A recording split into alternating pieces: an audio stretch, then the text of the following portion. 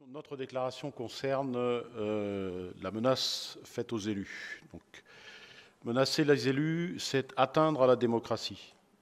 Nous avons la chance en France de vivre dans une démocratie où l'expression de chacun est libre tant qu'elle reste dans le cadre de la loi et, tout simplement, qu'elle n'est ni violente ni diffamatoire à l'encontre des personnes.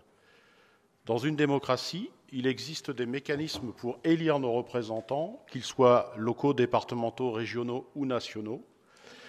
Et pour chacun de ces niveaux, une campagne électorale a lieu avec des scrutins afin de permettre des débats, des idées et des programmes. Au soir du dernier scrutin, du second tour, quand il y en a un, il y a un vainqueur, un élu. Il détient sa légitimité des urnes, n'en déplaise à certains. Dans le cadre des élections municipales, qui nous intéressent ici, il s'agit d'une liste qui élira le maire et ses adjoints au premier conseil municipal de la mandature. Cela représente plus de 500 000 conseillers municipaux. Arrêtons-nous ici quelques instants pour comprendre qui ils sont. Dans leur grande majorité, ce sont des bénévoles motivés par l'intérêt général et le développement des villes et des villages où ils résident.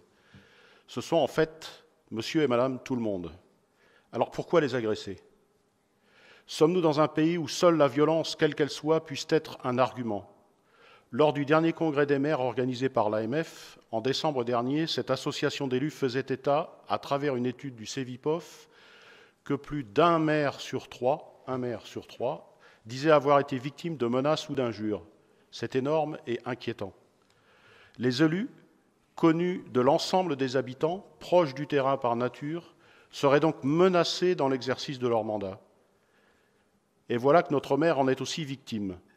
Au-delà des motifs qui ont conduit à ce qu'il convient d'appeler une agression et qui ne sont pas le sujet de cette déclaration, nous souhaitons rappeler fermement ici notre soutien à la démocratie qui se concrétise au niveau d'une ville par cette assemblée d'élus en 2020 et présidée par François Morton, élu maire de Guyancourt.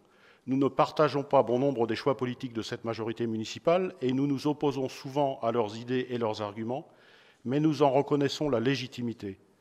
Si nous combattons les idées, nous respectons les hommes et les femmes qui constituent ce conseil municipal. Nous réaffirmons donc ce soir notre plein soutien au maire de Guyancourt et à son équipe d'adjoints et de conseillers municipaux lorsqu'ils subissent toute menace ou pression pouvant leur porter préjudice.